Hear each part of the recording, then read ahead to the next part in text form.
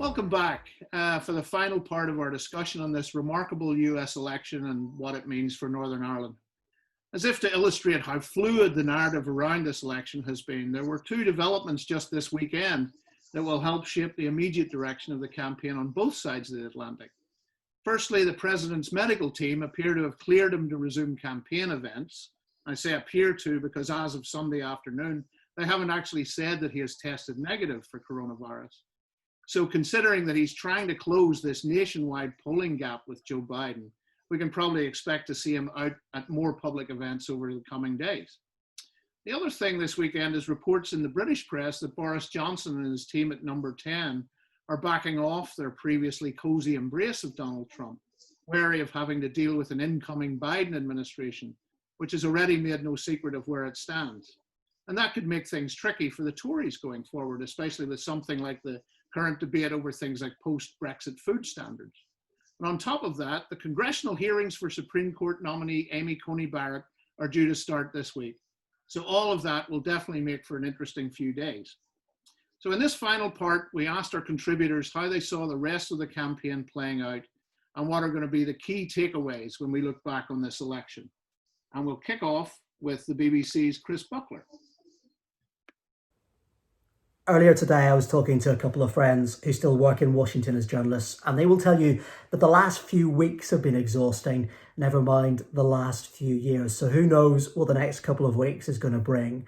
But one thing is sure, whenever this election day finally comes, it is going to be all about Donald Trump. It is a bit of a cliche to say, but it is the reality that this is a referendum on his presidency. It will be all about whether the American public support Donald Trump or not. And in some ways, it's not even about Republicans and Democrats anymore. It is about whether you are for Trump or you are against Trump. That is how much he has divided America. Of course, there are issues in that, although a lot of them are seen through the Donald J. Trump prism. For example, religion. If you look at the Supreme Court battle, there is no doubt that that has been all about the issue of abortion and religious rights. There are many evangelicals who will privately tell you that they hold their nose and they vote for Donald Trump. And that is because they believe, despite past misdemeanors and past allegations of affairs with porn stars or anything else, that they believe he as a president reflects their views and is likely to do more to push their agenda than anybody else, and certainly the Democrats on that key issue of abortion. And to some extent, you could argue that that issue of religion in the middle of politics is something that is very much held in common with Northern Ireland. The other issue shared with Northern Ireland, of course, is policing. And we have seen the Black Lives Matter protests. We have seen these claims of racial injustice. And again, that is going to play into how people vote in some key states. For example, Wisconsin, where we saw lots happen in Kenosha, for example, protests and allegations about how the police treat people. And Democrats really hope that is going to bring out the African-American vote. There are sometimes that black vote is not represented, a feeling that in 2016, that African-Americans did not come out to support Hillary Clinton.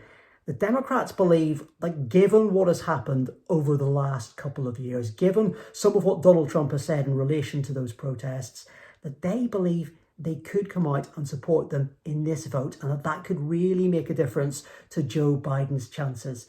And that is therefore something that they're going to push time and time again. In terms of states that matter, it's also worth mentioning Florida as a swing state, not just because it is always one that the Republicans and Democrats feel they need to win, but also because a lot of this is going to be about the handling of the coronavirus pandemic. And there they have a governor, Ron DeSantis, who is someone who was elected on being endorsed by Donald Trump. That was key in all of his political messaging. In fact, if you go back onto YouTube and you take a look at Ron DeSantis's adverts to try and support him for governor, you will see that he built a wall with his children to push that message of a build a wall with Donald Trump. And he was seen in this jokey advert, reading a bedtime story from The Art of the Deal, Donald Trump's book, to his children. He has associated himself totally with Donald Trump, and he has also pushed for Florida to be reopened. Now, that is a controversial decision. It's a risky decision. And in terms of Florida, it's a vote that really, really matters.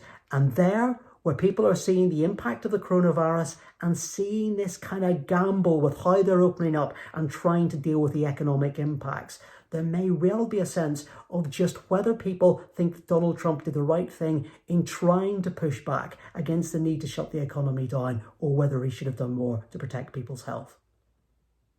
So Chris touched on quite a few different divisive issues on the president's handling of COVID-19 and whether sort of having a hands-off approach or if he were to have taken a more direct approach in dealing with that issue and what effects that will have on the election in swing states like Florida. He also touched on Black Lives Matter and some of the racial and social justice issues that have been an ongoing issue over American history and certainly in recent years. I'm going to now turn it back to Julie Norman, who will talk about the Black Lives Matter movement and touch on some of the racial and social justice issues and their impacts on this upcoming election. This election is indeed quite crucial for addressing issues of human rights, civil rights, and, most crucially, issues of racial injustice and entrenched inequalities, as we've seen so many protests, demonstrations around that issue over the last few months. This is a difference between the candidates, again, not just in their policies, but also in their tone and rhetoric. And all of that is important. Under a Biden presidency, we would expect to see more avenues for dialogue, for reckoning, for listening, for healing, for trying to work with local states and with local governments and state governments rather than antagonizing or threatening with the use of federal force. Working with police services to try and build very necessary reforms, but also working with communities at the same time. And maybe, most importantly, speaking a language that works on bridging divides rather than escalating tensions, whether that's in the context of a protest situation or, how we talk about our, national history more broadly. And we just haven't seen that from Trump in terms of any kind of attempt for reconciliatory language or policies. And this goes even beyond issues of racial justice. Other issues that are still likely to come up in the next 4 years include LGBT rights, rights of immigrants and refugees, and even just attention to human rights issues overseas that have really not gotten much mention under Trump. I do think that having a woman of color on the Democratic ticket certainly reflects the increasing diversity of the Democratic Party and the American population more broadly. But I do think it's important to underscore that Kamala Harris isn't just an identity symbol. She's an extremely accomplished politician in her own right. And many watching her campaign right now with Biden, have seen her adapt, evolve, so to speak, some of her own stances on racial justice since her days as an attorney general in California. So at the same time, her experience as an attorney general at the state level does allow her to speak credibly to law and order concerns for many Americans at the same time as addressing racial justice. So in that way, she was probably a really smart pick for Biden. And she's someone that can, really lead not only during the campaign, but even, in the administration or in her own right on some of these issues moving forward. And that will be really crucial for the party and for the country. We're grateful to Julie for getting us to think about some of the key issues in the US and how they may be influenced by the outcome of the election. And then turning our attention to this side of the Atlantic, we've asked Lisa Whitten to think about how the result of the election, however it goes, how that might influence us in Northern Ireland, and particularly thinking ahead to the outcome of any Brexit talks between the US and the UK.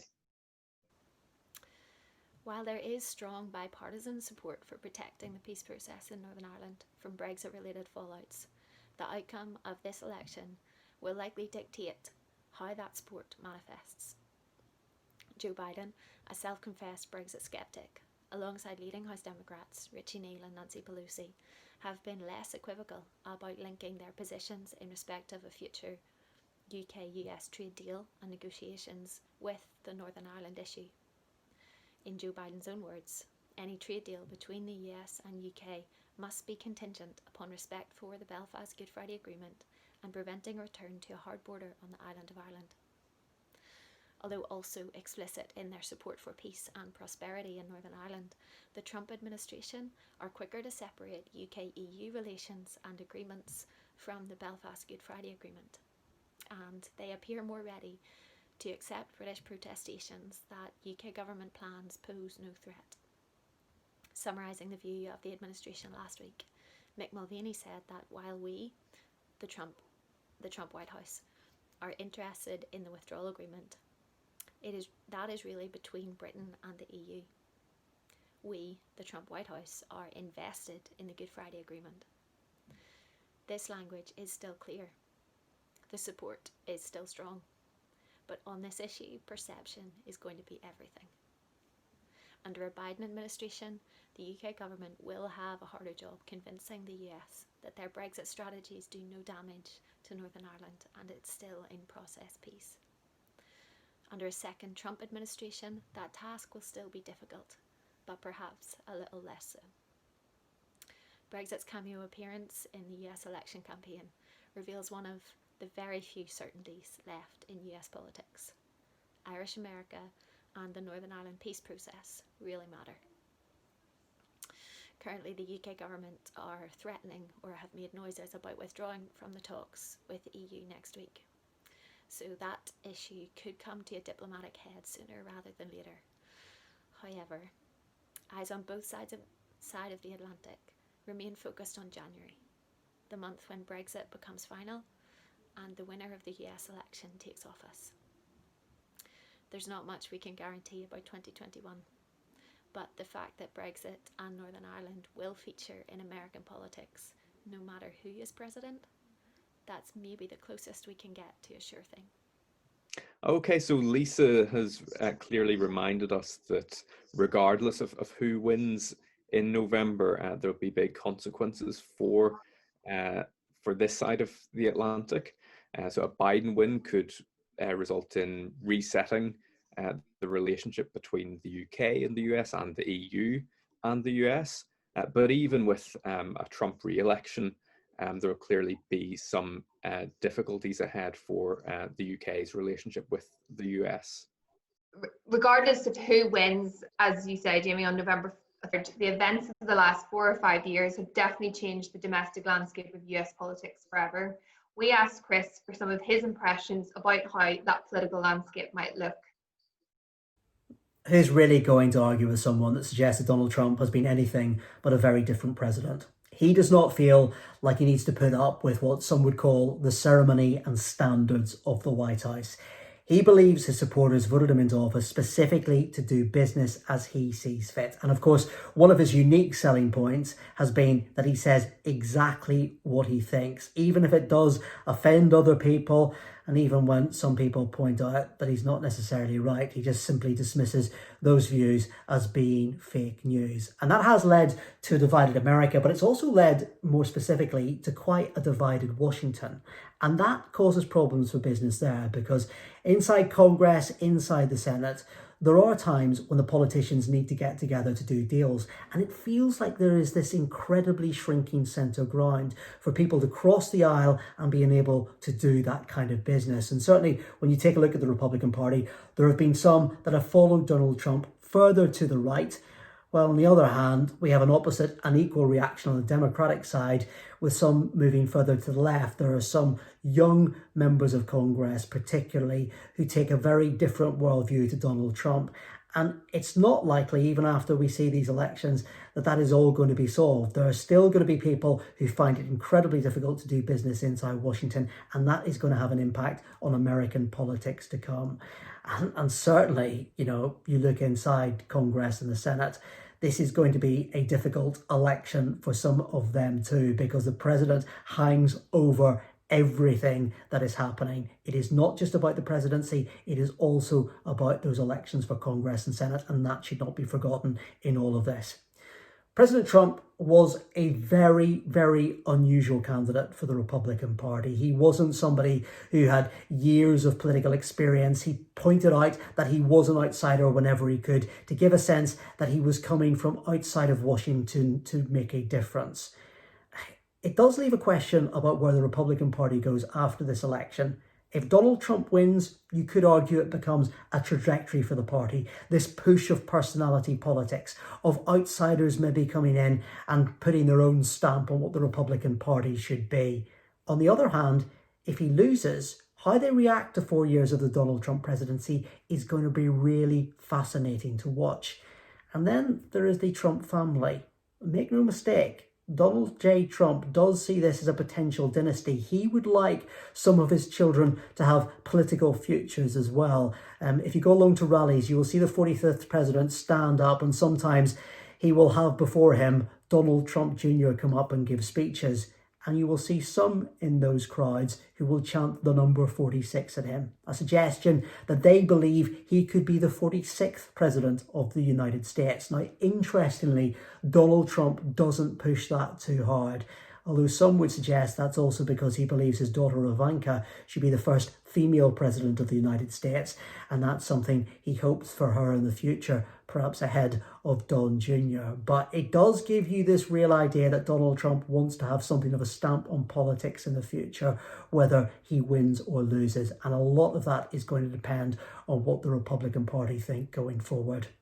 As for 2024, who knows what it's going to be, because it will depend on who wins this election and what happens in Washington.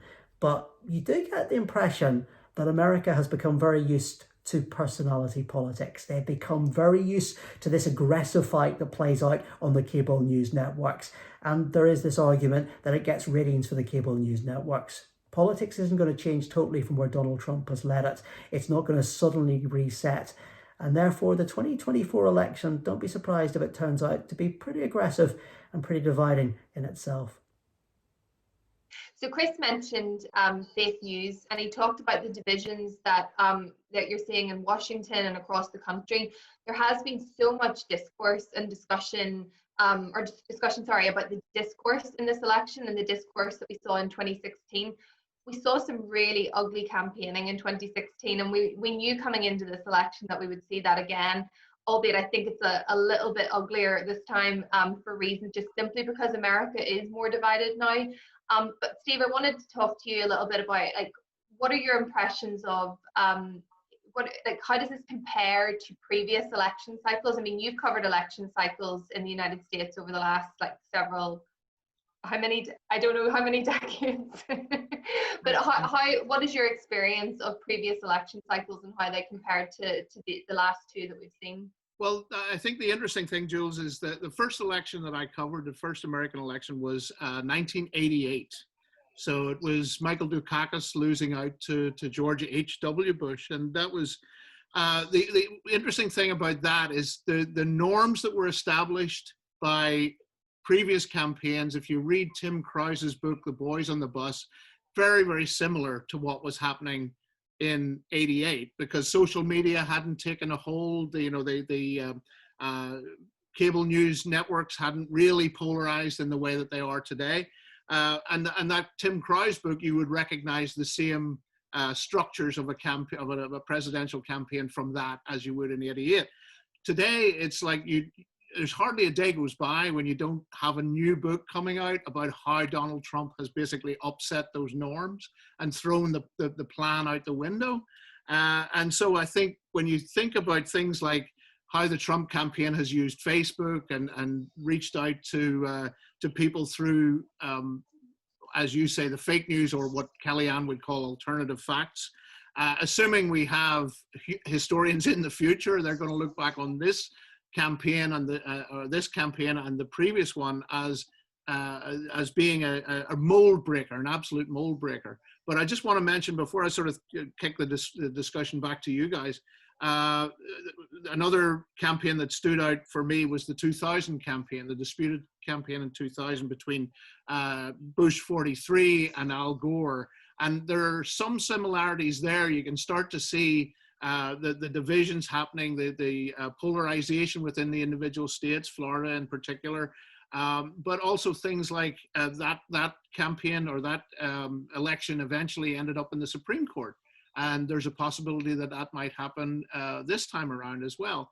Also, we saw things like the mobilization of supporters of Bush in things like what was called the Brooks Brothers riot, where a lot of Republican operatives would descend on the counting stations in Florida to try and undermine the legitimacy of the election. And effectively, we're seeing the same sort of thing happening today, from Trump calling for poll watchers to show up to the polling stations. So there are echoes definitely in those elections. But I think it's really hard to put into context exactly how much Donald Trump has broken the mold. And I think we've seen that through the contributions that we've had from Chris and others in this discussion. Is absolutely fascinating, and we don't know what the future holds, really, how this is going to play out. I mean, what do the rest of you think? I think the polarization part that you talked about, Steve, is huge. And I think one of the polarizations or divisions that we haven't quite talked about in this so far is some of the disaffected and disencouraged progressive voters. You can almost see somewhat of a split happening within the Democratic Party of maybe more young and progressive voters feeling disenfranchised by what they may see as the Democratic Party maybe pulling farther to the right, or at least right of center. And maybe 2 elections in a row where they were disappointed with the eventual Democratic nominee. So I think looking forward to 2024, it'll be very interesting to see how united the Democratic Party continues to be, whether it's Biden or Trump, and if there's a potential for any other third parties to emerge as well. Yeah, I'm really worried about that concept of voter apathy, Michael, because if you think back to 2016, almost half the country didn't vote at all.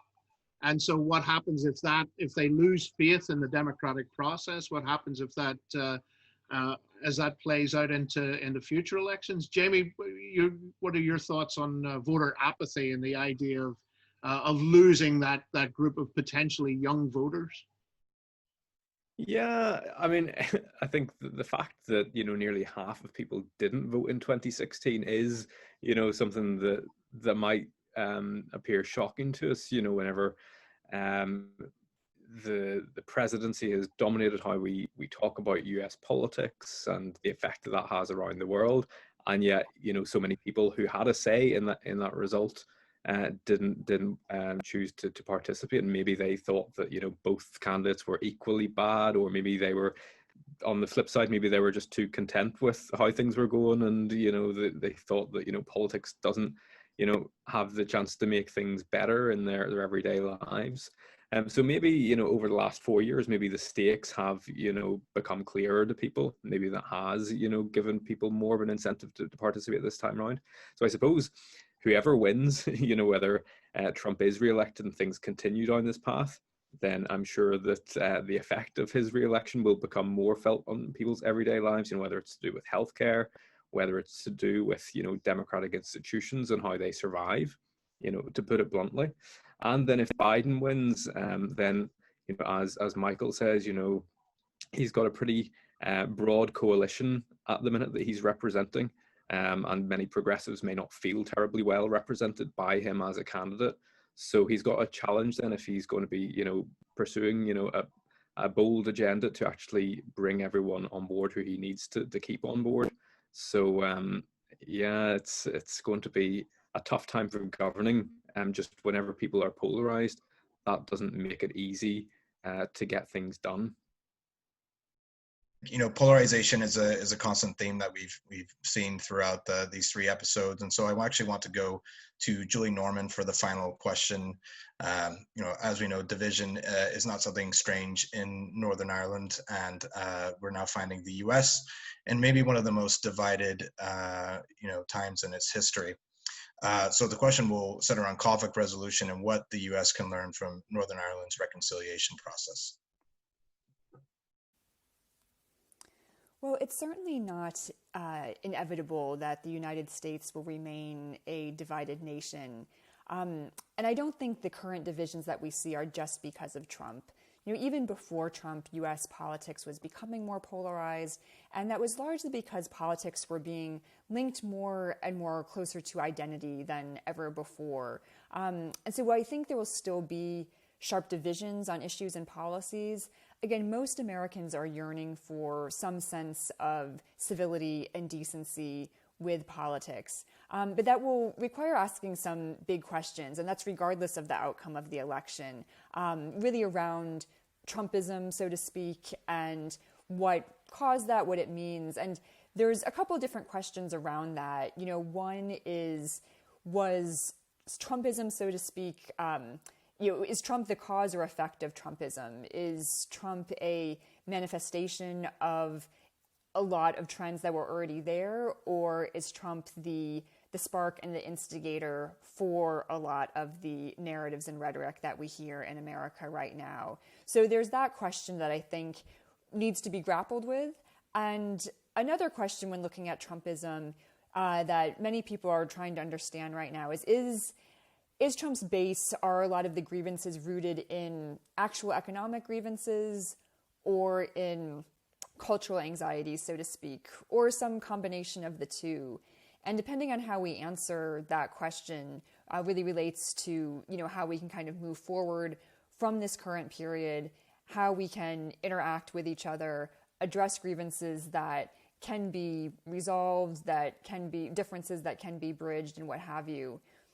For myself, coming from a conflict background, myself and others are at a point now we're trying to apply some of our conflict analysis and resolution skills to the United States, both to prevent escalations of conflict, as we've started to see in recent weeks and months, but also to try and look for ways to resolve some of these very deep divisions that we're starting to see emerge in the United States. And I do think there are lessons to be learned for that process from Northern Ireland and other communities and societies that have gone through difficult processes themselves with trying to reconcile differences. From my time in Northern Ireland, definitely learned a lot just from people's courage in trying to listen and deal with the past and confront the past in a way that was often challenging and uncomfortable for people, but it was a sense of a duty to need to look back to a difficult past and reckon with it. And I do think that's starting in America, but it is really just at its starting point, and people are still struggling with a language for how to do that and how to do it well. I think also in Northern Ireland, there has been lessons that one could take in terms of affirming others' narratives and others' identity, in really trying to hear what others are saying. And even in terms of rethinking one's identity, that doesn't mean giving up the identity that maybe we grew up with or became most salient, but trying to think beyond just the main core group identity that we might identify with most closely, and say, how can we think in a larger we kind of way? How can I broaden my sense of who is part of my community? Because I do think most people want to watch out for those around them and do the best for those in their family and their community and their society. But how we define community and society is different for different people. And I think we need to expand that notion a bit, and do that by identifying shared values. And again, really mostly just by listening. I was really impressed when I was in Northern Ireland, how many events, forums, conversations there were, and how open people were to just listening to others. And after this rather exhausting year, but also exhausting campaign and election, when there's been a lot of shouting, a lot of anger, a lot of polarization, I think most Americans, again, from across the political spectrum, could do well just to take a step back and listen to each other a bit more than we've seen in the past. Okay, so Julie there has been reflecting on what the US might be able to learn from Northern Ireland as another divided society. And I suppose the main takeaway there is trying to promote understanding from each other, to try and listen, to try and step back from seeing each other as enemies, So it won't necessarily mean that people will agree and reach consensus on everything, but maybe there's some kind of template from Northern Ireland that can at least help see people less as enemies and more as people who share the same home place. But I suppose one thing that is maybe challenging is just the media environment still in the US, that people are maybe still living in parallel universes almost, because of the way that people get so vastly different information. So maybe that doesn't help to build those conversations and to help people see each other in a more constructive way. Have you any other thoughts there, Michael? Yeah, I mean, I think as someone that works in conflict resolution here in Northern Ireland and is from the States, I might, hopefully it's not too morbid of a view, but I don't know if those tools have been built up in the States as well as they have here over the 20 years of the peace process. We're sort of at the start of whatever division or conflict there may be and whatever may increase. But I think that the polarization in the States is so ideology-driven, and it's by media that feeds off that polarization, that makes money off of that polarization. And so I feel skeptical that we have the tools to fix this in the environment that we're in now, and hopefully that can change. Thank you very much to Julie and to our other original panelist, Chris Buckler, for giving us the benefit of their knowledge and insight, and for being so enthusiastic to come back and do this after we had to cancel the original event. We'd also like to thank our other virtual contributors, Trina Vargo from Washington, and from the UK, Alina Utrata, Ruth Foster, and Lisa Claire Whitten, all great examples of the sort of expertise and energy that Northern Slant writers can represent. As well, of course, our co-hosts here in the Zoom studio, our deputy editor, Jamie Powell, and my excellent colleagues, Michael Avila and Julia Flanagan. And thanks again to the Imagine Festival, and best of luck with their events in March of next year. You can find details of what's going to be happening there at imaginebelfast.com. So we hope you've enjoyed this virtual discussion. There are roughly 20 days to go till Election Day. We've only scratched the surface, and like so much in this modern political world, as we've seen, the only thing we know for certain is that nothing is certain. But at Northern Slant, we'll do our best to make sense of those developments as far as we can, and always bring them back home here to Northern Ireland. So thanks especially to all of you for watching and sharing. And now to close the proceedings out, we are very grateful to have a message from the US Consul General in Belfast, Elizabeth Kennedy Trudeau. Hello, it's great to join you. And while I'm sad we can't be here in person, our friends from Northern Slant have put together a tremendous slate of contributors, which you've heard from today. US politics are fascinating. People tell me it's the one thing that can drive interest away from Northern Irish politics. Well, I don't know if that's exactly true. I will say the US election season is extraordinarily long. Our system of caucus and primaries, the dominance of campaign ads, both on traditional media and now on social media, really permeate our everyday life. And while it seems like our politics can be polarizing and divisive, Americans believe in the value of democracy, and we believe in voting. As a US diplomat, I'm apolitical. I take an oath to the Constitution, and I serve the American people. I've had the privilege to work for 3 presidents, and I look forward to working for the next 3, regardless of who's elected. And that same spirit of bipartisanship actually extends here to Northern Ireland. We are very fortunate that Republican and Democratic administrations remain committed to the people of Northern Ireland and a prosperous and secure future.